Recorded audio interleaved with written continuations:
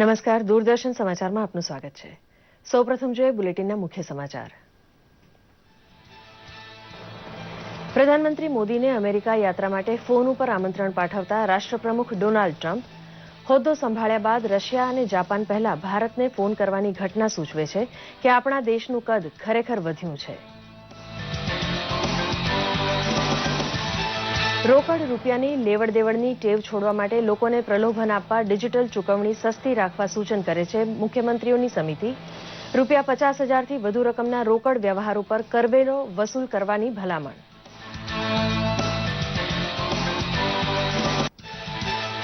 અબુધાબીના યુવરાજને આવકાર આપવા હવાઈ મથકે હાજર રહ્યા પ્રધાનમંત્રી મોદી. આરબ આલમ સાથે ભારતની ઐતિહાસિક દોસ્તી વધુ ગાઢ બનાવવા મહેનત કરે છે મોદી સરકાર. દોસ્તી અને વેપાર બંનેમાં વધારો કરશે અબુધાબી.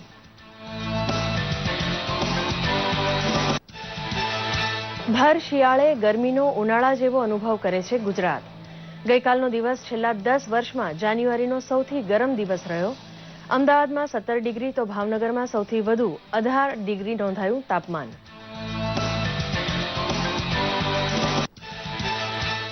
અમદાવાદ સહિત અનેક ગામે ઝવેરી બજારમાં આવકવેરા ખાતાએ તપાસ શરૂ કરતા સોની મહાજનને અનુભવ્યો આંચકો.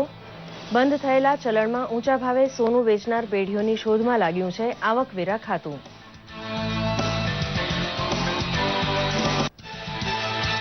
રાષ્ટ્રીય સ્તરે સ્વીટ ક્રાંતિ સંભવ બનાવવા માટે 1 કરોડ ખેડૂતોને મધમાખી ઉછેરની તાલીમ અપાઈ રહી હોવાનું જણાવે છે કેન્દ્રીય મંત્રી હરિભાઈ ચૌધરી. મધ ઉત્પાદન માટે ખેડૂતનો સૂત્રધાર બનાવવા બદલ દાંતીવાડા કૃષિ વિશ્વવિદ્યાલયને અપાઈ શાબાશી. અમદાવાદ રાજકોટ વચ્ચેના રાષ્ટ્રીય ધોરીમાર્ગને 6 લેન જેટલો પહોળો કરવાનો નિર્ણય જાહેર કરે છે મુખ્યમંત્રી. 201 કિલોમીટર લંબાઈના હાઈવેને પહોળો કરવા પાછળ ખર્ચાશે ₹3,488 કરોડ.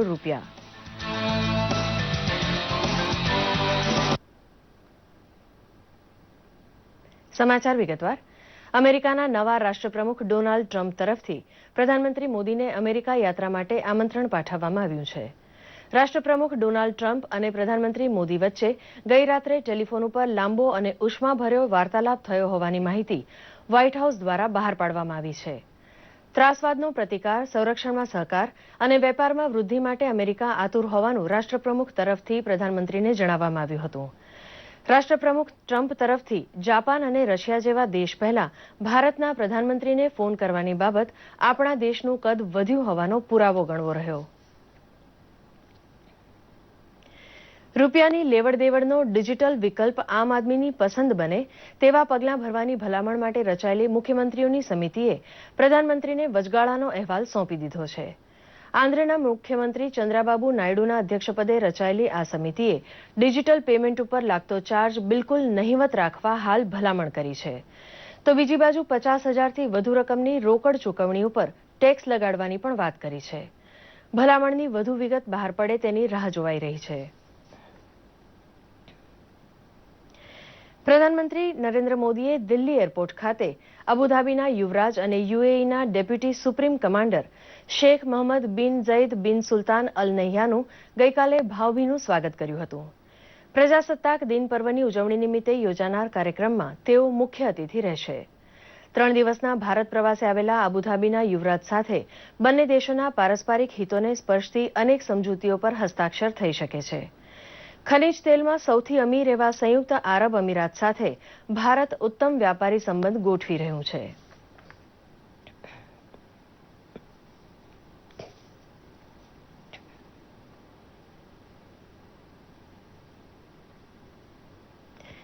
પ્રધાનમંત્રી મોદીના અધ્યક્ષપદે યોજાયેલી કેબિનેટ બેઠકમાં નક્કી કરાયું હતું કે પ્રધાનમંત્રી ગ્રામીણ આવાસ યોજના હેઠળ લાભ મળ્યો નથી તેવા બાકાત રહેલા પરિવારે મકાન બાંધવા માટે લીધેલી ₹2 લાખ સુધીની લોન ઉપર ચૂકવવાપાત્ર વ્યાજનો 3% બોજ સરકાર ભોગવશે.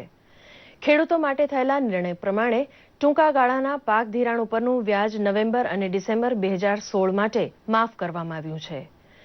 ઇન્ડિયન ઇન્સ્ટિટ્યૂટ ઓફ મેનેજમેન્ટને રાષ્ટ્રીય મહત્વ ધરાવતી સંસ્થા તરીકે જાહેર કરવાનો નિર્ણય પણ કેબિનેટ દ્વારા લેવાયો છે. તમામ આઈઆઈએમને ડિપ્લોમાને બદલે ડિગ્રી એનાયત કરવાની સ્વતંત્રતા અપાશે. વરિષ્ઠ નાગરિકોને 8% વળતર છૂટે તેવી ખાસ પેન્શન યોજનાને પણ મંજૂરી અપાઈ છે. છેલ્લા 2 દિવસથી ઠંડીમાં ઘટાડો જોવા મળી રહ્યો છે, ત્યારે ગઈકાલનો દિવસ છેલ્લા 10 વર્ષની સરખામણીમાં જાન્યુઆરી મહિનાનો સૌથી વધુ ગરમીનો દિવસ રહ્યો હતો. તાપમાનમાં મોટા પ્રમાણમાં ફેરફાર થતાં લોકોને તીવ્ર ગરમીનો અનુભવ થયો હતો. હવામાન વિભાગે આગાહી કરતા જણાવ્યું છે કે હજી શુક્રવાર સુધી આ રીતે તાપમાન ગરમ રહેશે. અપર એર સાયક્લોનિક સર્ક્યુલેશનની સ્થિતિ રાજસ્થાન અને ઉત્તર ગુજરાત ઉપર સર્જાઈ છે, જેના કારણે તાપમાનમાં અચાનક વધારો નોંધાયો છે. છેલ્લા 24 કલાક દરમિયાન અમદાવાદનું લઘુત્તમ તાપમાન વધીને 17 ડિગ્રી સેલ્સિયસ નોંધાયું છે, જ્યારે ગાંધીનગરમાં 14.7 ડિગ્રી તો નલિયામાં 12.8 ડિગ્રી તાપમાન નોંધાયું છે.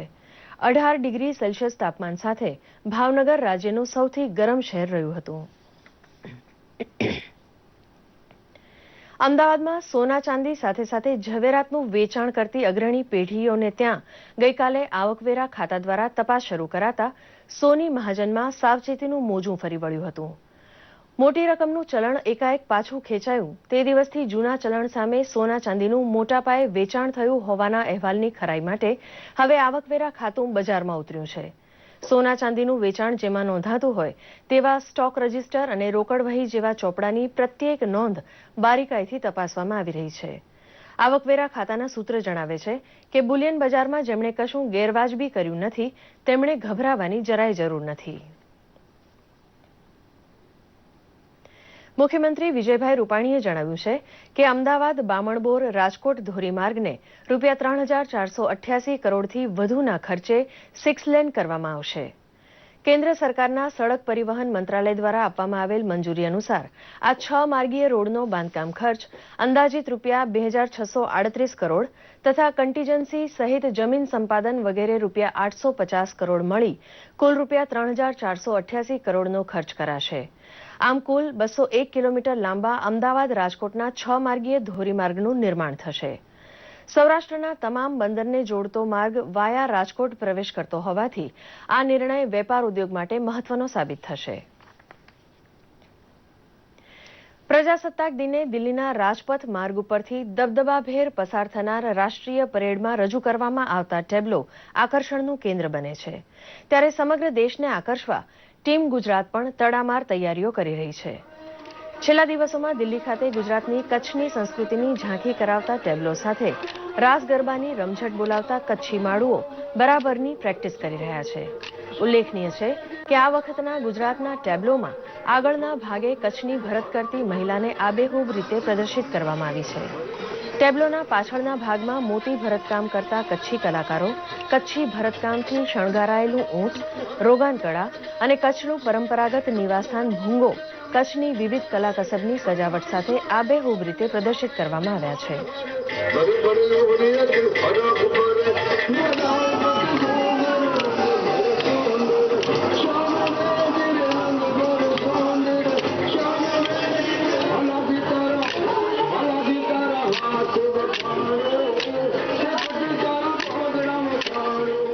कच्छ की महिलाओं ने अपने आप एक कढ़ाई डेवलप की है.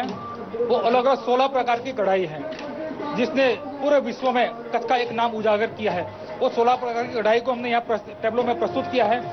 टेबलो के अग्रभाग में आप देखेंगे जो महिला है वो 16 प्रकार की जो हमारी जो कढ़ाई है वो दिखा रही है. साथ ही कच्छ का जो रेगिस्तान का जो जहाज है ऊंट, इसको अच्छी तरह से कच्छ की कला के साथ सुशोभित करते वो यहाँ दिखाया गया है.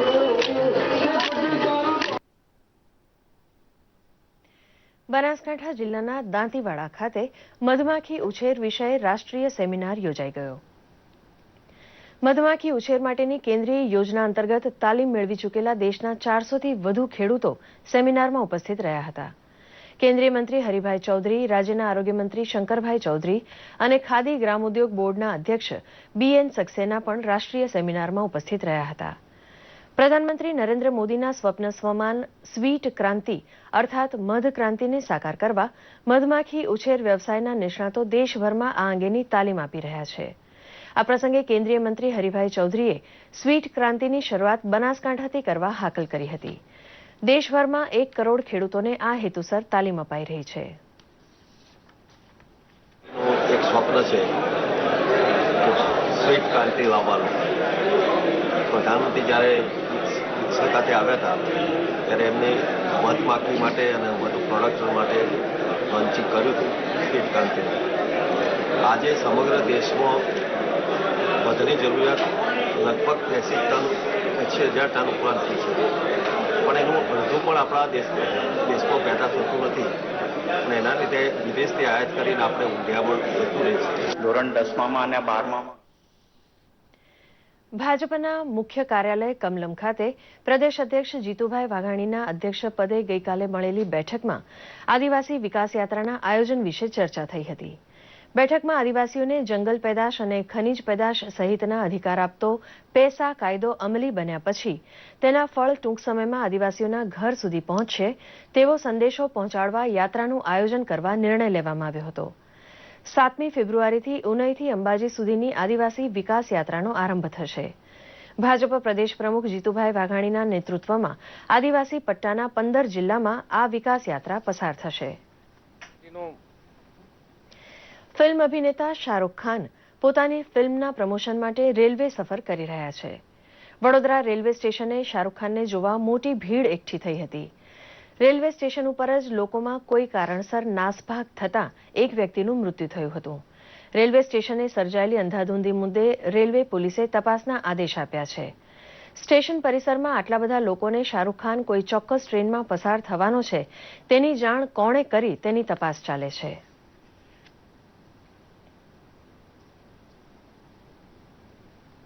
जब मुंबई सेंट्रल से ट्रेन चली थी और उसके बाद वहाँ से खबर आई थी कि इस प्रकार से वो ट्रैवल कर रहे हैं, तो ये पुलिस का बंदोबस्त किया गया था उसके हिसाब से, और आरपीएफ के पास जो है खबर थी जो है उसके हिसाब से जीआरपी और सिटी पुलिस और आरपीएफ का अपना बंदोबस्त था. जांच होगी, पूरी होगी, उसमें क्या सामने आता है उसके ऊपर निर्भर करता है. 26મી જાન્યુઆરી ગણતંત્ર દિવસની ઉજવણીના ભાગરૂપે ગઈકાલે અમદાવાદમાં આસ્ટોડિયા ખાતે આવેલ અંજુમન ઇસ્લામ હાઈસ્કૂલ દ્વારા બાળકોમાં દેશભક્તિની ભાવના જાગે તે હેતુથી અંજુમન સ્કૂલથી રિવરફ્રન્ટ સુધી તિરંગા યાત્રા કાઢવામાં આવી હતી. આ યાત્રામાં દેશભક્તિના ગાન સાથે શહેરમાં સ્કૂલના બાળકો ફર્યા હતા. બાળકો દ્વારા તિરંગાના રંગને સામે રાખી લોકોને રાષ્ટ્રપ્રેમનો સંદેશ આપી ગણતંત્ર દિવસની ઉજવણી કરાઈ હતી.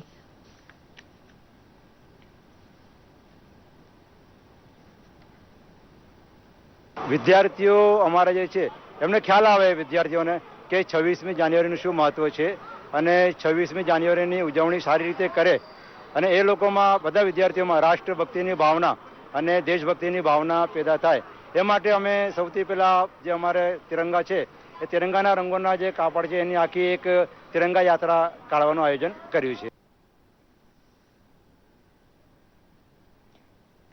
98% આદિવાસી વસ્તી ધરાવતા ડાંગ જિલ્લામાં મહિલાઓને આર્થિક રીતે પગભર બનાવવા જિલ્લા ગ્રામ વિકાસ એજન્સી દ્વારા મિશન મંગલમ યોજના હેઠળ મહિલા જૂથોની રચના કરવામાં આવી છે. ડાંગ જિલ્લામાં ખેડૂતો નાગલીનો પાક ઉગાડે છે.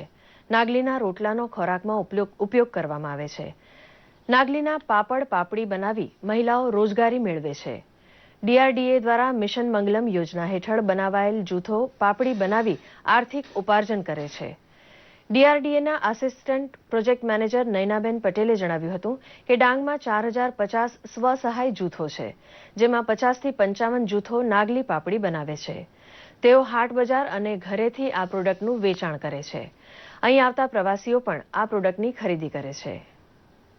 50 જેટલા સ્વસહાય જૂથો છે, જેમાં 50થી 55 જેટલા જૂથો નાગલી પાપડ બનાવી પોતાનું ગુજરાન ચલાવે છે.